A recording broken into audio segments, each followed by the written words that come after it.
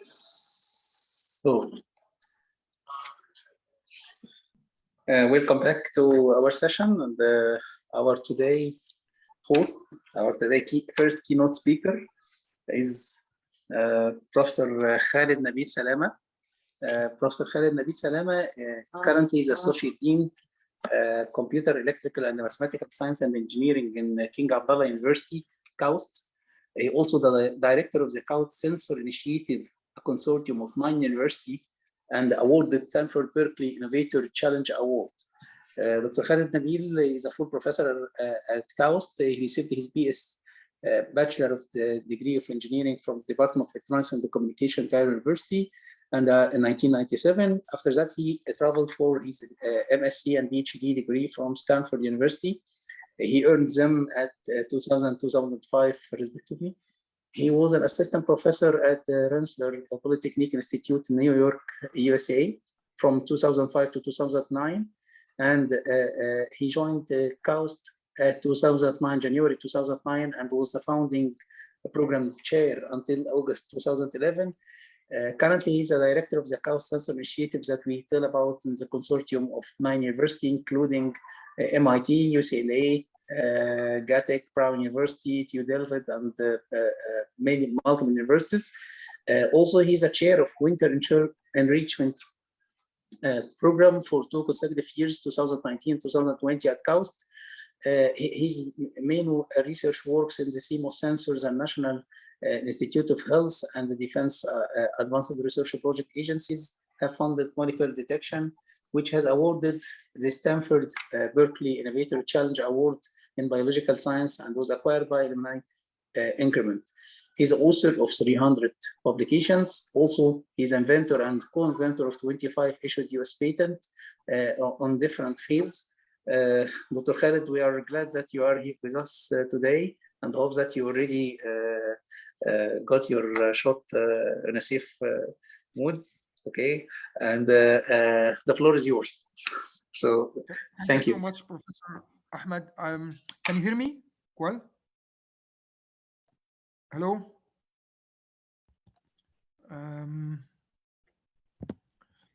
Hello. I'm trying to see if you can hear me. So if you can signal with your hand, yes. Yes. No. It's okay. It's okay. Okay. So perfect. So much. Thank you so much. And the screen is all okay. Perfect. Okay, so thank you so much, Professor Madian, for the invitation for the conference. I hold Nile University in a special place in my heart. I spent 6 months teaching there at some point in 2011. I also would like to thank Professor Radwan and Professor Tariq and Professor Wael for the invitation to be part of this conference. Without further ado, I'd like to go into my talk today, which is about integrated sensors. Here is just a brief introduction about the technological revolutions in recent eras. So all of you have heard this before, so I'm going to rush through it very fast. But we went through the Industrial Revolution, which is based on steam, and then went into the electricity, the second Industrial Revolution. Then the third one is about communication and computing. And right now, presumably, we are in the fourth one, which deals with intelligence. Now, each one of them is characterized Dr. by... Khaled, could you share your screen? Because the screen is sure it has been stopped. Oh, okay. I'm sorry about that. But... Okay.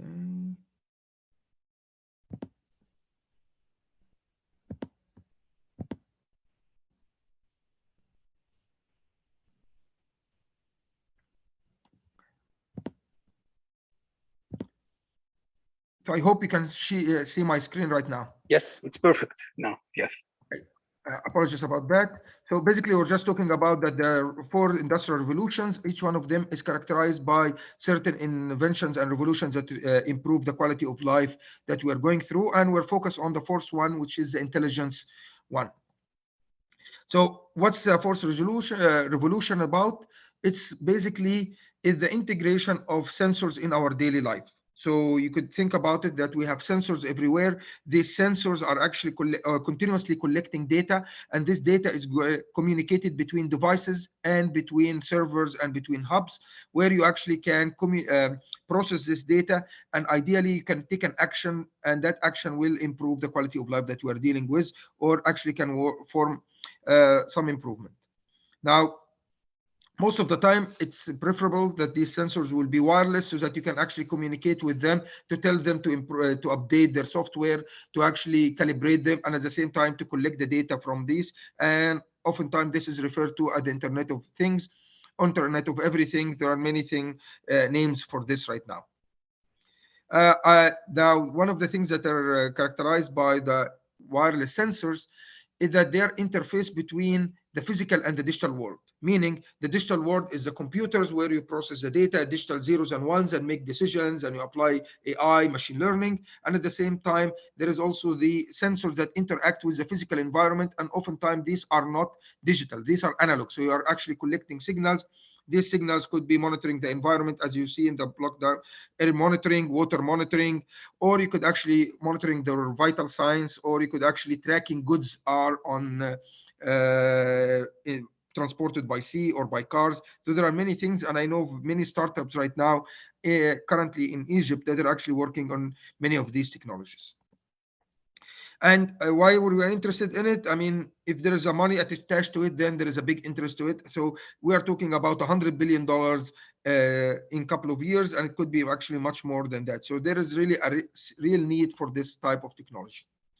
One of the profound quotes that I found that about wireless sensor networks is that a technology is actually very, very vital and very, very impactful if you don't know it exists.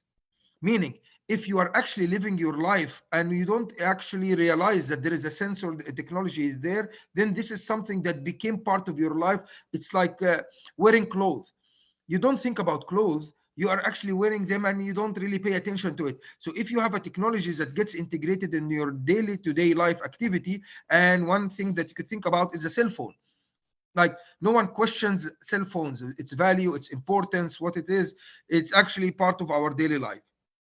Now, why I'm talking about this, one of the conventional wearable sensors that people are interested in doing right now is integration of electronics and building flexible and stretchable electronics. And there is a lot of groundbreaking research going here where you're actually building sensors, and these sensors are made of CMOS technologies that we are interested in, and we are trying to actually make it flexible and stretchable. The problem with that, it is very complicated process. It's extremely requires innovations that are very, very hard from a science perspective.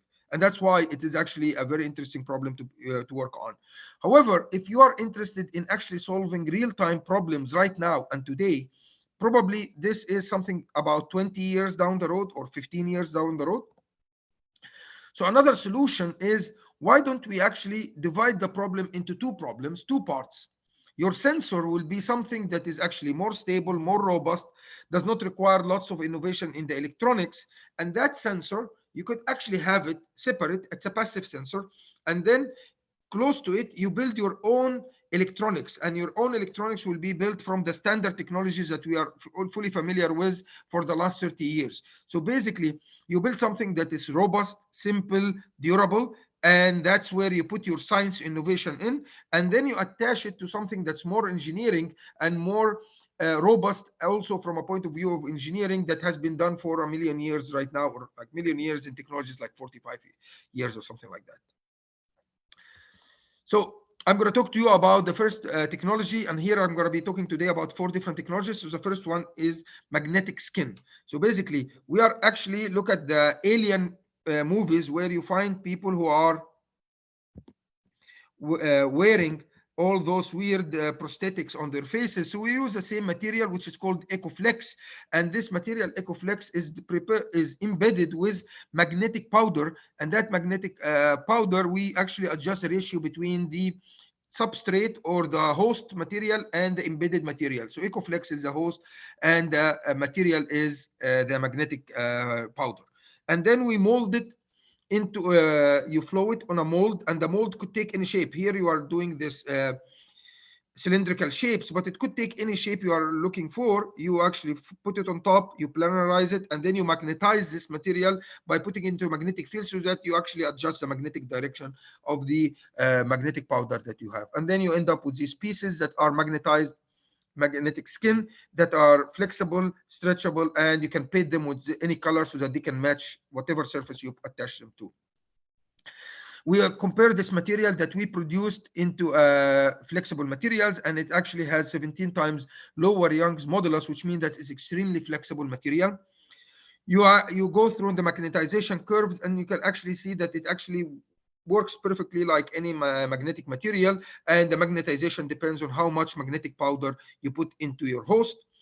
One important thing when you start dealing with flexible materials is that how stable it is. Does it lose its magnetization with time? And you can see that it actually, you keep bending it, stretching it up to 1,000 times, and nothing changes in its magnetic flux density. So that's make sure that it's actually very durable. However, when you start thinking about, I'm going to be putting it as a skin, as a layer on top of your hand, then you start worrying about biocompatibility and breathability. Biocompatibility meaning, is this material harmful to our body or not? And breathability means if you start walking around, then your body starts sweating. And if the sweat starts collecting underneath it, it actually causes irritation to your skin. Same way when you're wearing leather pants and something like that. So the idea here is that actually we started looking into punching holes inside this material. This allows air to actually breathe and around to the sweat to evaporate. And here we show that if you actually grow some cells onto this magnetic skin, it actually does not lead those cells to die. So it actually shows that it's not toxic to the human body. The material could be attached to any object. It could be attached into your hand with the same color, on your finger, on your full hand. It's very stretchable. And here is a couple of my students who are actually working in this material, showing that how stretchable it is. So one of the things that you start working on when you start working on bio application is you have to develop safety protocols and bioethics protocols to make sure that you are not violating any one of them. And we actually started doing this on real patients and human volunteers on subjects. And to check if you start attaching this, and you can see it is here attached on top of your eye. Does it irritate your skin? Do you feel it? Does it cause you any emotional stress? And these type of things you do. Why would we do this application? And the idea here is that this magnetic skin has a certain magnetic field. When your eyes starts moving, even when you're closing your eyes, your pupil starts moving, it's an indication that you're not having a very good sleep. Then if you develop a system that can detect the changes in the magnetic field because of the motion of your eye, which is caused because of this magnetic skin, is going to start deforming because the eye starts moving underneath it, then you can actually get signals and you can detect if your eyes pupil is moving to the right, to the left, and that could be an indication to your quality of your sleep. You can also use it for industrial application. Everyone now is paranoid about opening door, closing door because of Corona. So you could actually put it on a finger, and then you can use that to actually turn on and turn off lights, as you can see here in the example. So once you have the magnetic skin, you can actually get it close and far away from a magnetic sensor. You can actually detect the magnetic field changes. Another application we looked into is that people with quadriplegics, basically people who cannot move their hands nor their legs, they can lost all motion below the neck. How can they actually move around? And someone has to help them all the time. So we developed this technology where you have the magnetic skin, and the magnetic skin, 3 pieces are one on top of your head, one on the both sides of your nose. And we actually put our sensors or all our electronics in this eyeglasses. And then what we do is that we developed a protocol where you can actually develop this. So before we go into the protocol, just showing you the eyeglasses and the magnetic sensors that are in it.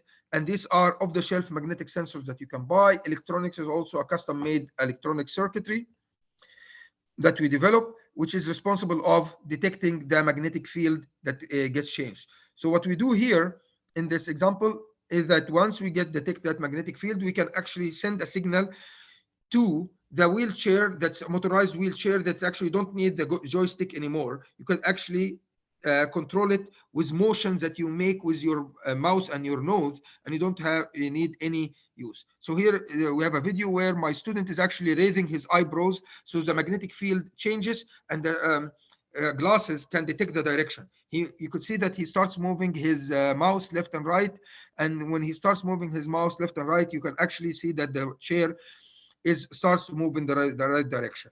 Now, one important thing that you need to develop a very robust signal processing techniques, because he could start talking, and if he starts talking, then the magnetic field will change. So you need to develop this protocol and make sure that you are not actually doing wrong movements and wrong directions. This was also tested with a real patient because one of the key issues here is how long does it take you to actually develop the system, to know how to use it, to actually perfect it, and what is the success rate and the failure rate for these type of experiments, and can you do accidents or not. So this was an example of developing a magnetic sensor, a magnetic skin, and then developing the electronics so that you can actually, the science or the research is done on the magnetic material, how to develop it, and the electronics, which is a robust technology, how to design your PCB, how to design your circuit to integrate a full system. Next, I'm going to actually talk about another example, which is gas sensing in our lab. So this is a big problem right now. Pollution is off the charts everywhere, and there are so many sources of pollution surrounding us from different sources. And how can we actually detect the type of pollution to protect people?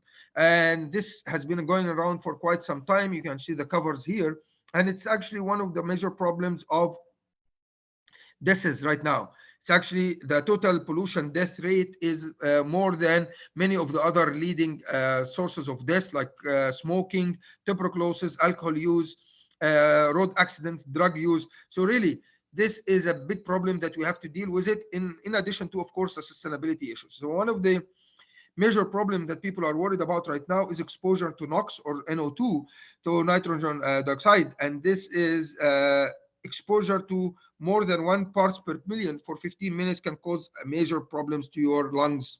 And you really need a technology in order to detect the presence of NOx in the environment. So the idea here is that maybe it's important to develop sensors that can monitor the environment. And then once we actually detect the presence of this, we can make a control action that can prevent the exposure in the environment or reduce the effect. And in fact, air quality is a big deal right now everywhere. If you are coming from Saudi Arabia, we are working in a country that has many oil refineries, so it's extremely important to keep monitoring the quality of the air around you. And this is a system that we installed here at the university to be able to detect the various types of pollutions. The technology used for gas sensing are many. So there are, each one of them has a pluses and minuses. And the main one that we focused on is the semiconductor metal oxide sensors. And the main reason is that it's actually easily integrated with electronics. It is robust, it's selective, it's sensitive. So we really needed to look into it because it's something that is interesting for us from a research perspective compared to other technologies that are existing out there. So our objective was to develop transistors that are capable of interacting with the environment around them and capture the NO2 molecules from air, and then give us an indication about the concentration of the gas in the environment.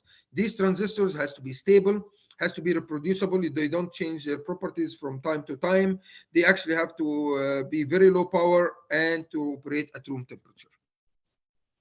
So here we show you at a standard process flow of developing the technology, and we decided to build our thin film transistor from a combination of materials, IGZO, which is indium gallium zinc oxide. And the main reason for that is indium has been shown to have a very good affinity to actually capture NO2. So if we actually build our channel of the transistor and that from IGZO, this will be able to capture the gases in the environment. And once it captures the gases, it actually changes the charges that are flowing in the channel of the transistor. And if you measure the current in the channel of the transistor, you get an indication of the gas that exists around you. So you can see here, first, before doing any gas sensing operation, we really needed to check, can we build a transistor? Can we fabricate a transistor with multiple layers? You build the drain, source, gates, and you actually build your channel, and you just draw the ID VDS characteristic, and you can see here that actually works nicely as a transistor.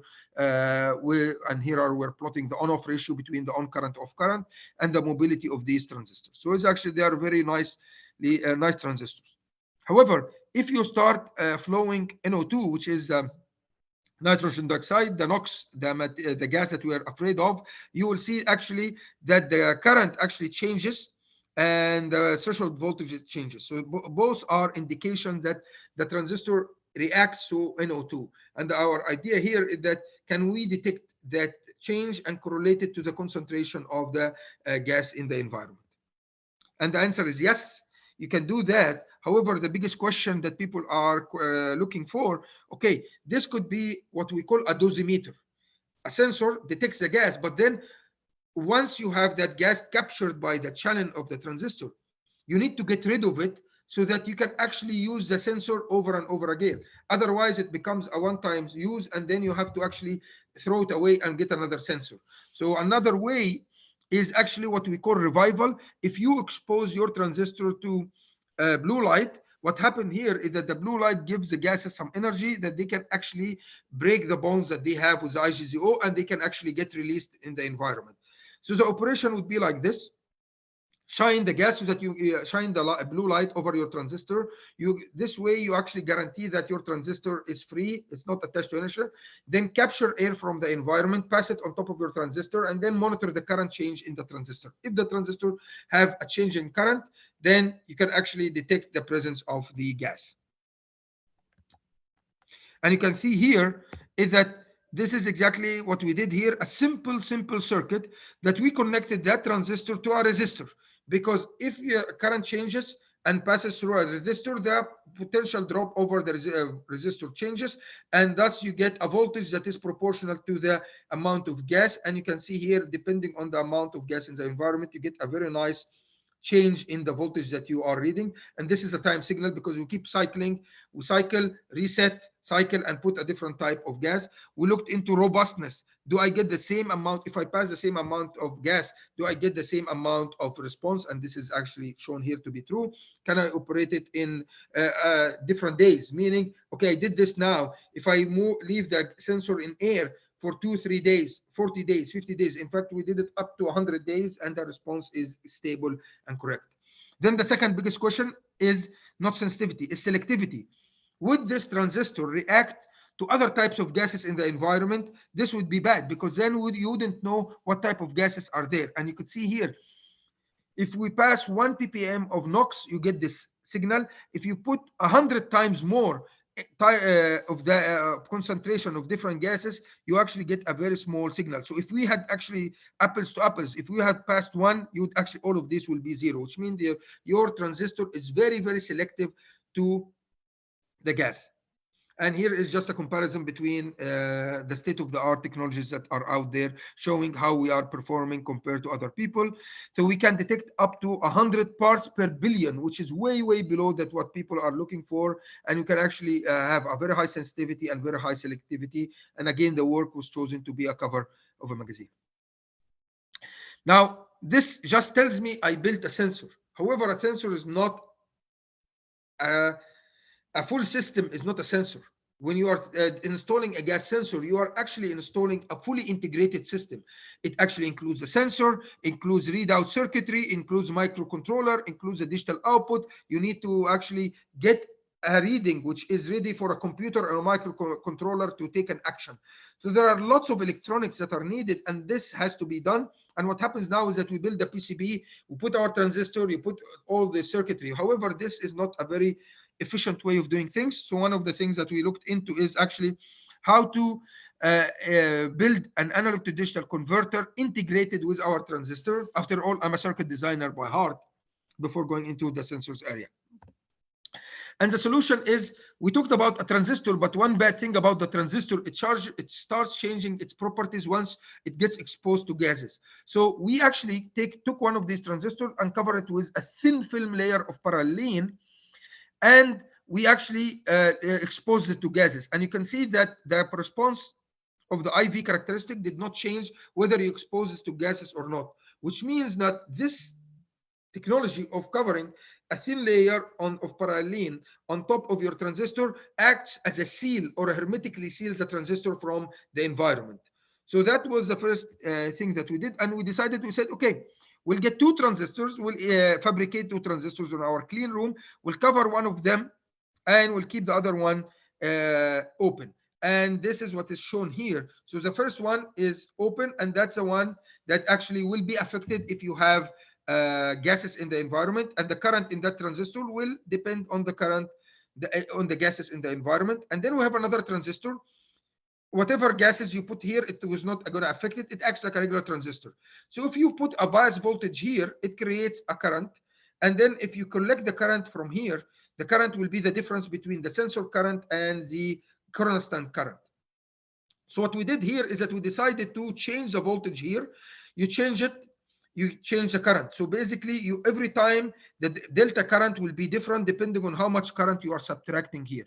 And that goes into a transistor, and this transistor acts as a comparator. If the current is at a certain level, it gives you a 0 or 1. So basically what you're doing here, if you start cycling through different voltages, you are cycling through different currents, while the sensor current is constant because it depends on the gas in the environment. Then you are getting a 0 or a 1, depending on are you above a certain threshold or below a certain threshold.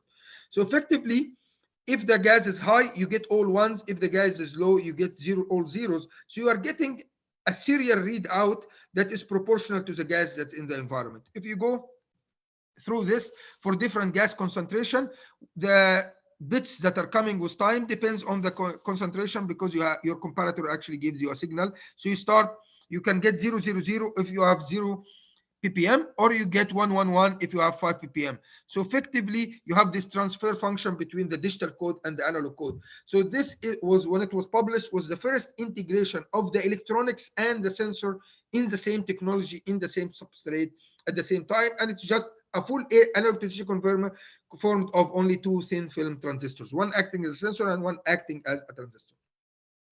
And again, we managed to do the same thing with OFET transistor, and it actually behaves exactly the same way, and the work got published as well. We looked into, but the bad thing about it, it's serial operation, meaning if you need 5 bits, you need to make 5 comparisons each at a time. So what can we do similar? Instead of actually having one transistor to compare to, we built current mirrors here. This is a current mirror, this is a current mirror, this is a current mirror. And we are comparing the current, and these are all gives you the sensor current because it flows here. However, we here put a different current source 1, current source 2, current source 3. So we are doing comparisons all in parallel. So basically, it is multiple transistors covered with parallel not to be affected by the gas, and one transistor acting as a gas sensor, as you can see here. So again, this will actually in one shot gives you all the zeros and ones coming out depending on what is the gas that you are flowing. And then this is just a lab demonstrations. What we did after that is that we actually integrated that transistor in a full system where you can actually have a pump that can actually pump the air from the environment, pass it inside to our transistor, and then you get a LCD screen here that actually tells you what is the concentration of the gas and gives you a nice graphs of the concentration. And you can carry this around with you. It's more important right now is to take your designs not to the next step, not only to do the lab experiment to publish paper, but actually do a prototype that you can actually commercialize afterward. And this is one of the success stories that we feel that it took us to reach this type of prototype that's fully functional about 5 years, from developing the technology, perfecting it, and then developing also an integrated system that is actually prototype is actually takes time. Next, I'm gonna talk about an example in the healthcare. And again, I'm just showing you different types of applications where you integrate electronics with materials in order to develop a sensor that actually addresses a real-time problem.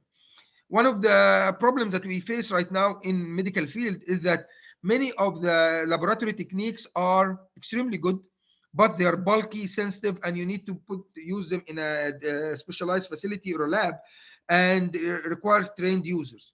More and more, we are moving into an environment where we want to actually monitor patients. We don't need the same level of accuracy, but we need something that is good, something that is small, something that's portable, something that's cheap, that people use. And here are the two best examples that people use. First one is pregnancy test. So basically you use a droplets of urine on top of it, and it can tell you directly if you are pregnant or not. Here is the diabetic patient monitoring device, glucose. So oftentimes you see people who get a droplet of blood, put it on a strip, and you put it in the device, and that gives them an indication of the glucose levels in their body.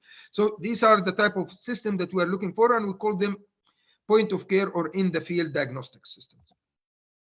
One technology that we are using right now for our sensors is what we call laser scribe graphene. Laser scribe graphene is a technology where you use a CO2 laser to etch a shape that you design using any software, Edit, AutoCAD, whatever software that you are interested in. And this material is formed of polyamide. This actually activates the surface of the material and causes graphene to be formed on top of the layer. And graphene acts as electronic conducting material. It's actually very conductive. And then basically by doing this, you could actually achieve an electronic electrode. So basically these are 3 electrodes that we develop here, and they have this nice shape. Someone will say, but why don't I use sputtering, or why I don't use a clean room to build electrodes with whatever shape I'm looking for? The problem with that is the clean room is a multi-million-dollar facility, while CO2 laser and polyamide sheets that you can use, this whole thing costs $30,000. And you can, there is no clean room facility. You can actually put it on the side in any room. So it's actually a very nice way to build devices. The only problem with it, it cannot go to very small dimensions. So we're talking about 200 micrometers or something like that, or 300 micrometers at best. So we solved the problem of the electrodes, but then the electrodes are oftentimes connected to what they call a potentiostat, which is electrochemical impedance spectroscopy system that actually measures the current and the voltage in response versus for a specific waveforms that you apply. So think about is a voltmeter integrated with an ammeter as a functional generator, and the ammeter that you use in the lab, in an electrical engineering lab. However, it's mostly used for electrochemical workstations because you are dealing with chemicals here. So one of the things that we are very proud of, that we actually build our own electrochemical analytical system. This is basically something to replace this type of devices here. And this is the size of 5 cents or 10 cents. So it's capable of doing many of the electrochemical sweeps. These are just waveforms. So think about it as a functional generator, and then reading out multiple sensors at a time using 3 electrodes here. And you have what we call reference and counter electrodes, because this is not a 2 electrode impedance, it's a 3 electrode impedance system. And our system has a Bluetooth, has a mini USB connector, has an SD card, all of that integrated in a system that you can actually hold in your hand. You can actually, it connects to a polymer battery or a coin battery, or you can actually power it from the cell phone. All of that is actually integrated in a device done by my students. So actually developing this and developing the back-end software on the cell phone is extremely important. And then you get an output when you are looking for a material is like this.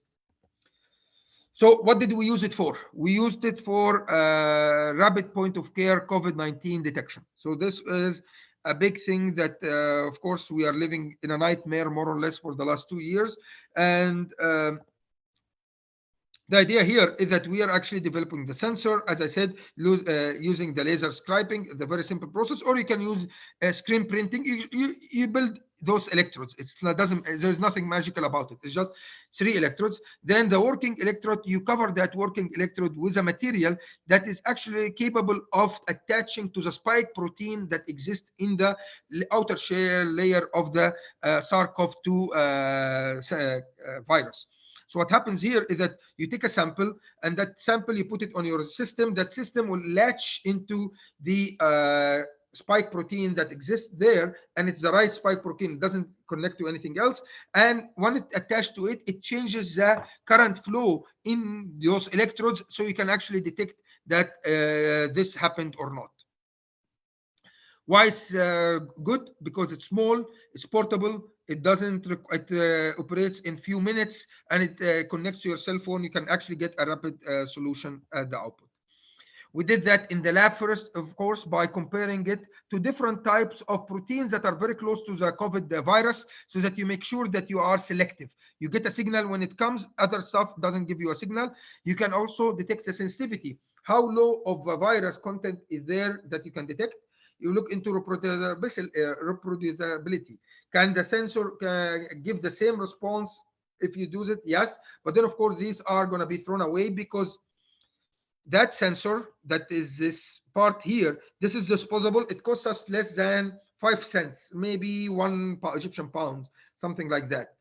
This is constant, and it costs us to build this PCB about $60 to $100, depending on what features you have. And you don't have to need a cell phone. It can connect to you through Wi-Fi. One of the things that we did a clinical study on 23 patients, and we compared it to real-time PCR, and then also to the rapid diagnostic systems, but one from Perkin Elmer, and these are FDA-approved machines to doing ELISA technique. And what you can see here is that compared to real-time PCR, we got the same number of positives and the same number of negatives. However, if you look at the other two rapid FDA-approved systems, they give you false positives and false negatives compared to the PCR. So that tells you that our system is 100% accuracy compared to commercially available system that people are using right now. But that was the first clinical trial. We looked into the second clinical trial, is that can we actually detect two different spike proteins at the same time? Because that could be a good indication to different types of variants. So you hear about the South Africa variants, the Brazilian variant, the UK variants, the Delta variant. So if someone tells us that there is a certain type of protein, can we actually do parallel detection in both? And we did this trial with 40 patients. And again, 100% agreement between the real-time PCR data and our device. Now, when you start looking into two different tests, because you are looking for two different spike proteins, you will actually get false positives and negatives. So actually, we embedded on our chip, on our microcontroller, a simple neural network, and this neural network can actually help us detect to differentiate or isolate between the two different types of variants. And we actually managed to get a 94% total accuracy when we actually do this with real sample between the alpha and the beta things in a very, very short period, when the processing on a microcontroller is very, very fast. So that I showed you another example in the medical field where, working on a sensor that, and then building electronics, you can work hand in hand to develop a real system that actually can result into publications in the most prestigious journals in the world, but at the same time has a very good commercial value. And this work was published in the ACS, American Chemical Society Analytical Chemistry Journal. It also published in Elsevier, Biosensors or Bioelectronics. These are the top two journals in the Analytical and Electrochemical sensors in the world. Last but not least, this is a paper that got accepted literally on Friday, yesterday. So, and the idea here is the following, is that when we are doing surveillance, you have a camera connecting and looking into the environment, and this is good and bad, because you get a video all the time, but bad because if you are taking videos all the time, you are wasting power. While it might be important to actually what we call event-based cameras. You are not reading anything, but if something changes, then you detect the change. So you are not monitoring the environment all the time. You are actually monitoring changes or events that happens, and that reduces the amount of data you are sending to your brain, amount of data that you are sending to your computer, which is very power efficient. This is exactly the same way our brain behaves, is that there is neuromorphic cameras. These are cameras that resembles how our human eye, it actually sends the difference in the signal, not the absolute value. So there is some type of compression that happens to the information when it's being sent as spikes to your brain. So we looked into developing something similar to that, to the retina, by actually building a capacitor that changes its capacitance with light. So basically what's happening right now is that you actually have two metal layers. Those two metal layers have a material in between, which is insulator material, and that's like a regular capacitor. If we embed inside that insulator material perovskites, and perovskites is a material that is actually capable of changes its properties and the conductivity when it sees light. And if we actually expose this structure to light, what will happen here is that the permittivity of the material in between the two electrodes changes, and that changes the capacitance. If then you have a change in capacitance that's proportional to the light coming in, so you have a capacitance detector, and it's like a photodiode forming of capacitance. And then if you work out a nice electronic circuitry that can detect the change of capacitance and resets, of course, resets that capacitance so that you can do another thing, and you have a full array. And I keep saying unpublished because it's literally got accepted yesterday. I only changed it here. It's accepted at Nature. You can actually detect, you can generate pulses the same way that those pulses go to your brain, and you pass it through a neural network, and spiking neural network, SNN. You can actually detect demonstrate that you can detect numbers. So we showed that it can detect under the MNIST data set, detect 1, 2, 3, 4, and this is used in many applications in the post office. Of course, you need to do a full characterization. How does this material correspond to different light colors? So you show this, and you show how the spikes are done. We actually showed that this material, and we started working on this before COVID. We could shut down for 1 year. We tested the material again, and still working. This is the most robust material I've seen in my life. It works for 1 year, but you build the full system. I would like to end this presentation by talking to you about these 3 examples, summarizing them. We did one, pure science, how to mimic the human retina and how to mimic the human brain. Second was the gas sensing. Third was the COVID detection, so biological application, and the other one is environmental protection. And the first one was on a magnetic skin, where you can actually help people who are have problems with their hands and legs, and also that it has other industrial application.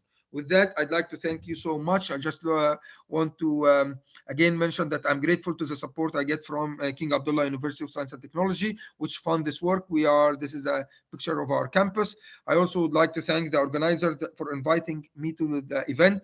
I'm really very grateful to be the keynote speaker in the conference, and I'm always happy to pass by Nile University, which I spent a nice period of my life teaching there in the Center for the Electronics, Nanoelectronics Center there, teaching circuit. However, as I said, we are looking more and more into how to integrate sensors which are working on the transducer itself and the properties of material and the electronics industry, so that you can develop prototypes that people can use in their daily life. With that, thank you so much, and I'm ready to answer any questions that you may have.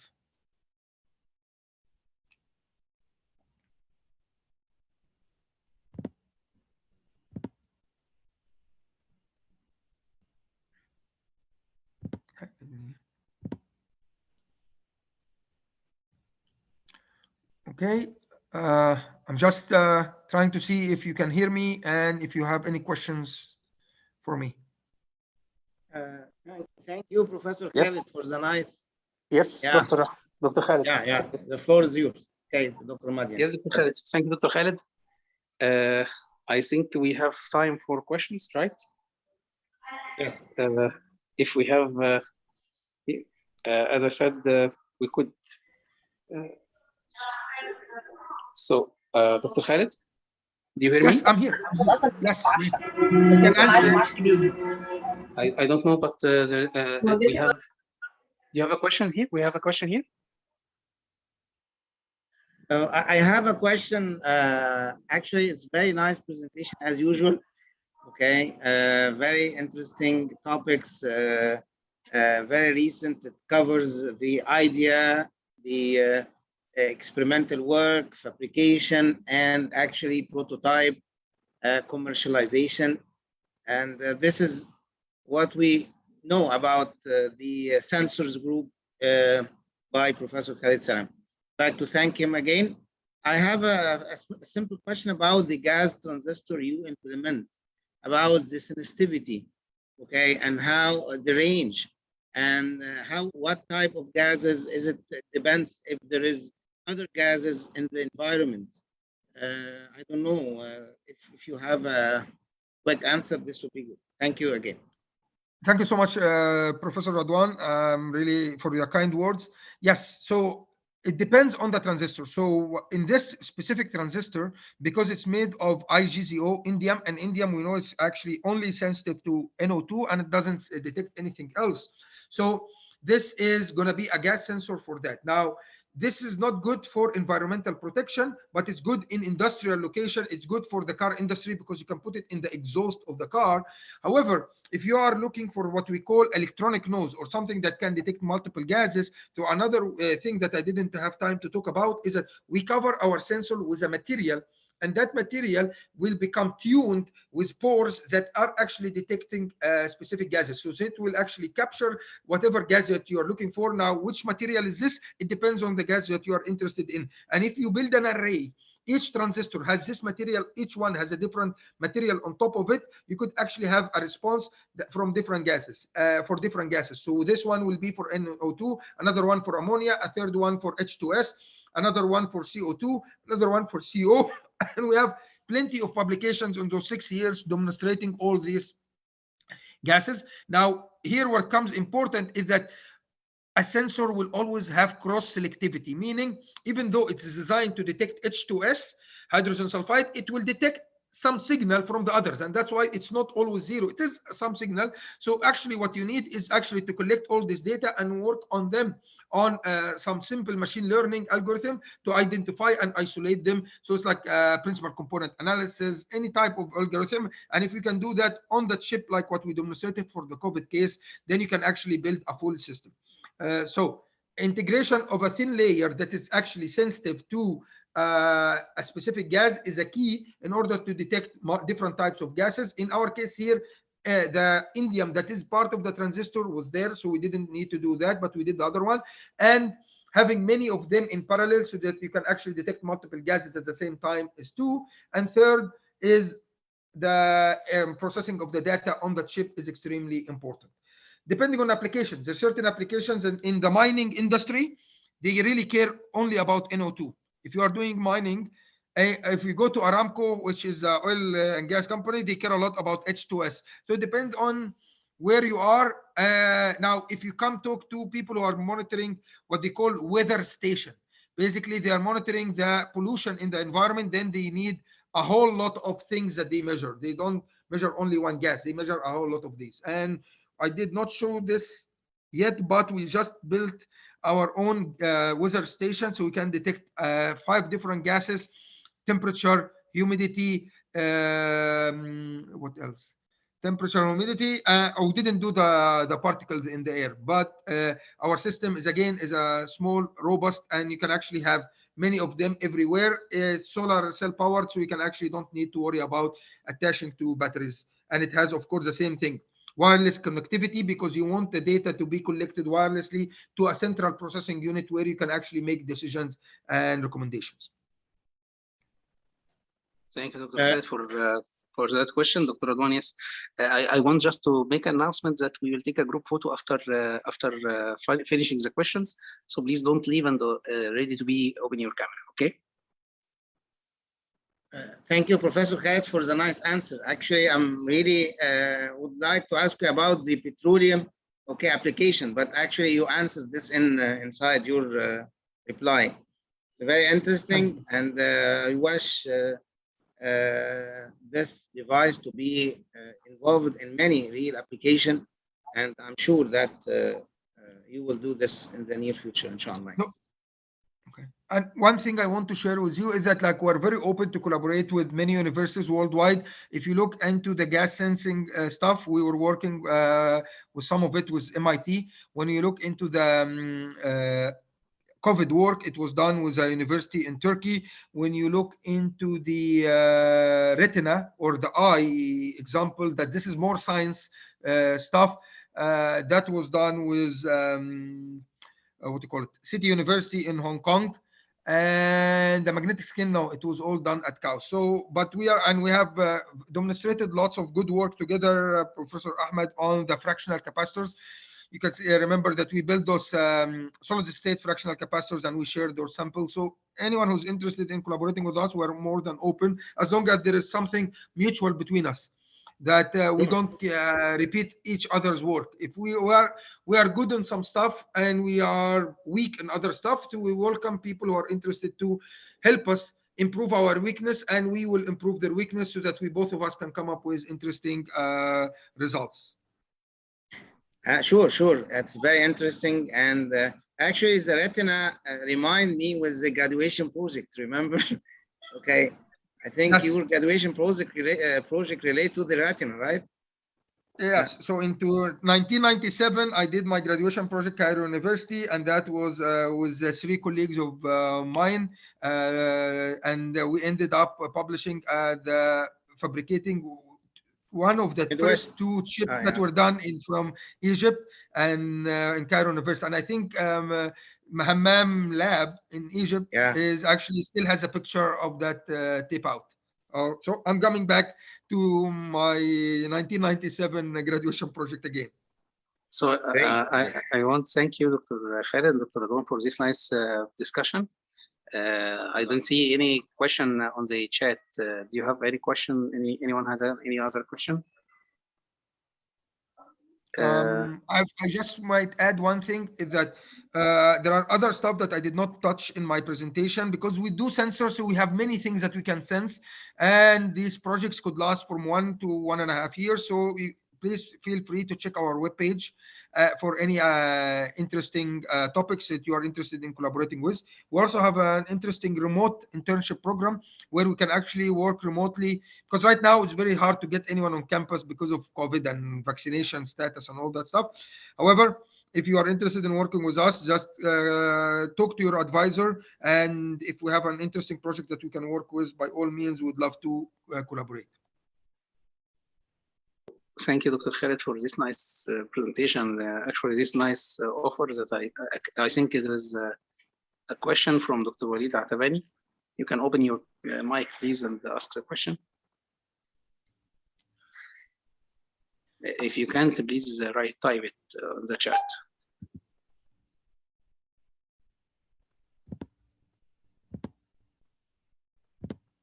Hadil, can you make a co-host for Dr. Walid for asking a question, please?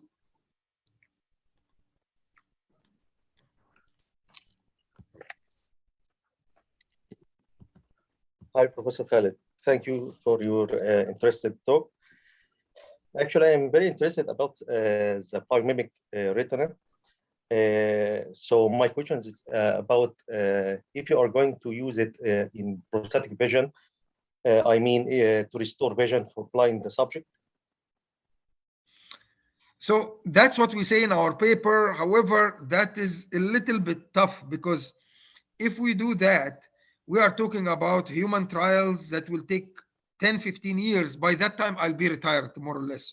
So really, this is something, I mean, like certain projects has potential. And then if anyone is interested in licensing it, because everything we publish, we patent, anyone is interested in pursuing it for a product, that we're more than happy to help them and more than happy to license it or give it away and tell them that. And this is exactly the vision, that there's actually people who are actually blind, they can actually use something like this in order to restore their vision. The problem with that, if I'm serious about it, it will take 15 to 20 years. So that's something that I'm not sure I'm ready for, that commitment. However, if you look into the other application, the COVID one, I went all the way to hospitals and real patients, because it's a lab on a chip. I just take the sample and I can put it in my system. So that was very quick, very fast. The regulatory factors are not that hard. The risk factors is much less. If you look into the wheelchair example, again, it's much, much faster, much easier, and it has the same impact. So some projects end up going all the way to really deployment and actually startup company and product that's actually we are licensing to people, and some could be, but will take much longer, like this one. And then in that case, I see myself engaged into that type of thing. But we ended up getting our very nice paper out of it, so I'm super excited. So I would like to ask about your expectation. How many pixels you imagine to fabricate to design such array? Because there is a second side. For example, if you know second side in America, they are interested in designing artificial retina, but they closed up because they, for example, they have only 64 pixels they can implant in the retina. So yes. So the problem, as you can see there, because if you think about it, you don't need this type of device. You can actually put a photodiode and like a camera, and this has been around. We do 4,000 pixels by 4,000 pixels. So the problem is not on the sensor. The problem is that once you implant it, you need to do connectivity between each of these. So the doctors or the surgeons cannot actually connect 1,000 by 1,000, 1 million connections. This is too much. So the maximum that they can connect themselves is maybe 50, and that's why. And then when you start talking about 50, we're talking about 7 by 7, because that's like 49. So 7 by 7. Can you get anything meaningful from a 7 by 7 array? Answer is no. Maybe you can detect some light. Maybe you can detect darkness. Maybe you can detect a door from the wall, but that's the best you can do.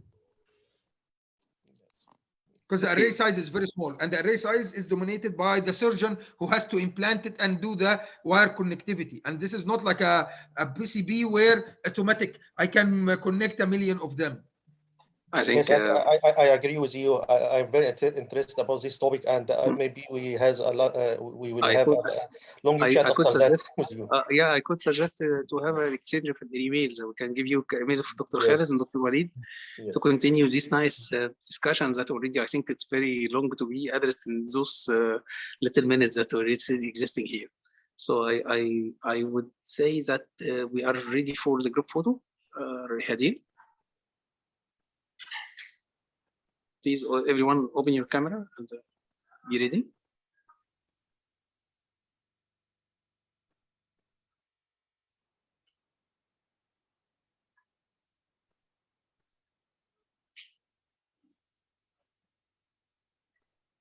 Okay, Hadin. You don't have any signs that you want to share with people? Sign. No, I mean, like you go into any of those conferences in China, and they have to do this, but then they don't actually do this. They put the peace sign. This is those sign, yes. Yes. Okay, I think this would be good. Thank you so much. Thank you. Thank you, Dr. Khaled, for coming for our session and actually for accepting our invitation.